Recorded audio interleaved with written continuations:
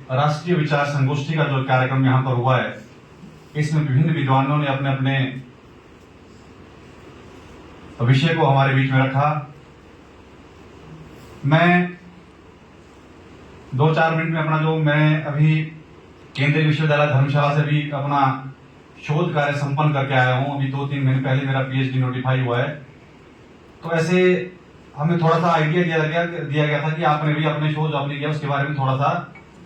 संक्षेप में यहाँ पर समझाने का प्रयास कर रहे हैं कि किस तरह से आपने काम किया है। क्योंकि हमारा जो अध्ययन केंद्र है विश्वविद्यालय का, इस बार 3 साल अभी हुए, उसमें नया खुला है। तो उसी में जैसे सुबह से सभी विद्वानों ने पंडित दीनदयाल उपाध्याय के एकात्म मानव दर्शन या ऐसे विभिन्न पहलुओं पर प्रयास अपने प्रकाश डालने का प्रयास किया, लेकिन मैं इसे थोड़ा हल्का सा दूसरी दिशा की ओर आपके बीच में विषय रखना चाहूंगा। पंडित दीनदयाल उपाध्याय जो अंत्योदय की संकल्पना जो उनकी थी, जो उन्होंने अंत्योदय का जो बात की थी, उसके बारे में अंत्योदय में भी पंडित दीनदयाल उपाध्याय की अंत्योदय की संकल्पना को जो वास्तव में धरातल पर जो क्रियान्वित कर रहे हैं, उनके बारे में थोड़ा सा मेरे शोध का कार्य था। तो हमारे अगर हम बात करें, जैसे भारत देश में जितनी भी आजादी के बाद जितनी भी सरकारें बनी, सभी सरकारों का एक मकसद था कि जो विकास की योजनाएं हैं बनाई वो, लेकिन उन योजनाओं का केंद्र जो है प्रमुख रूप से शहरों की ओर, अपने जो बाजार और शहरों तक ही सीमित रहा। गांव तक जो विकास का जो एक योजना या विकास की जो योजना है, जो विकास का जो एक अंतिम व्यक्ति के कल्याण का जो संकल्प था, उसको धरातल पर तभी वो अच्छे से उतर पाना था अगर वो गांव के अंतिम व्यक्ति तक पहुंचा होता। लेकिन ये हमारा दुर्भाग्य रहा कि आजादी के बाद जितनी भी विकास की योजनाएं बनी, अंतिम व्यक्ति के नाम पर बनी, उनके कल्याण के नाम पर बनी, लेकिन वहां पर वो नहीं पहुंच पाई। इसी को निमित्त रखते हुए जो मेरे शोध का विषय जो मैं आपके बीच में रखा कि पंडित दीनदयाल उपाध्याय जी की अंत्योदय की अवधारणा के संदर्भ में स्वयंसेवी संस्थाओं का अध्ययन। तो इसमें 2-3 संस्थाएं ऐसी जिनको मैंने केस स्टडी के रूप में लिया है। मैं थोड़ा जल्दी आपके बीच में विषय रखूंगा कि ऐसे समाज में, देश में से बहुत सारे वर्ग है। पंडित दीनदयाल उपाध्याय ने अंत्योदय की अवधारणा को उन्होंने हमारे बीच में रखा। ऐसे बहुत सारे विषयों के बारे में उन्होंने बात की है। सभी प्रोफेसर छिपा सर अभी कह रहे थे कि किस तरह से पंडित दीनदयाल उपाध्याय ने जो अंत्योदय का उनके अंतःकरण की आवाज थी, किस तरह से उन्होंने एक अपने रेलवे डिब्बे में बैठे हुए एक बूट पॉलिश करने वाले जो लड़का है, उसके बारे में भी विचार किया कि ये लड़का है, अगर इसको हम अपने कपड़े का या अपने तौलिए का फटा हुआ पीस नहीं देंगे, जो इसका पॉलिश नहीं हो पाएगा, तो इसको जो इसकी आमदनी नहीं होगी। तो मेरा कहने का भाव ये है कि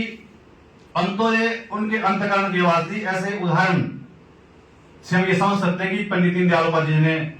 किस तरह से इसमें काम किया। एक और उदाहरण मैं आपके बीच में अपने रखूंगा, जो अपने जगदीश प्रसाद माथुर जिसको बताया करते थे कि एक बार पंडित दीनदयाल जी जनसंघ के महामंत्री थे, उसमें देश की दूसरी सबसे बड़ी पॉलिटिकल पार्टी थे। तो उन्होंने एक बार वो अपने कार्यालय से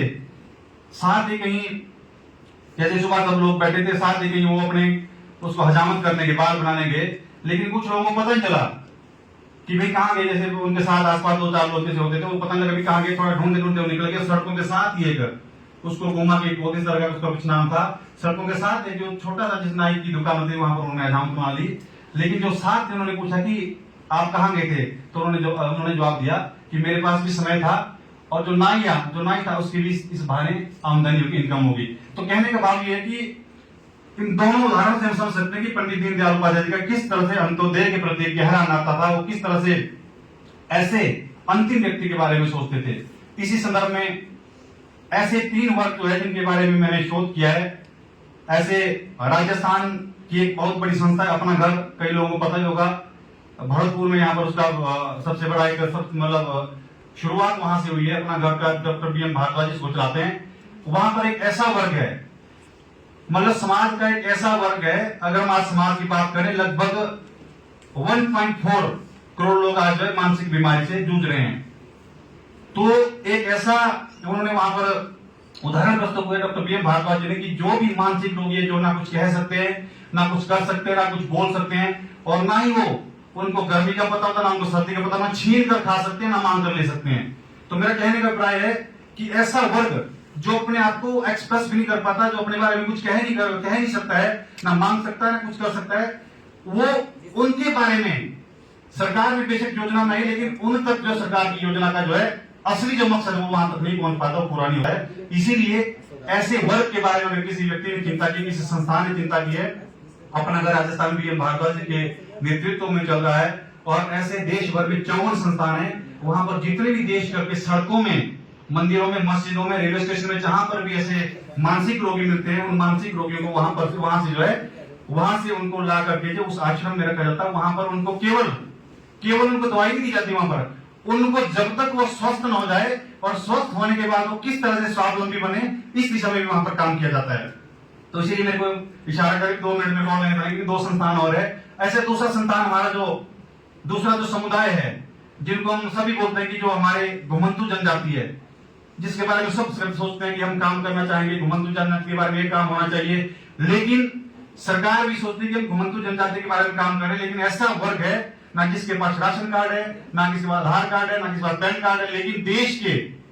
ये अलग अलग कोने में घूमते रहते हैं। इनके पास जो सरकारी योजनाओं का लाभ लेने कोई भी तरह का कोई दस्तावेज नहीं होता जिससे जो अपने आप को ये वहां पर कुछ ना कुछ योजना का लाभ ले। तो इन लोगों के बारे में अगर किसी ने विचार किया, हम देश में एक डिनोटिफाइड ट्राइब एक्ट जो है 1871 के तहत जो इनको जन्मजात अपराध इनको घोषित किया है। हालांकि 1952 में इस कानून को जो है हटा दिया गया, लेकिन हमारा जो पुलिस का नजरिया, हमारे समाज का जो नजरिया था 1975 91 तक के लोगों का नजरिया के प्रति ऐसा ही रहा। आदतन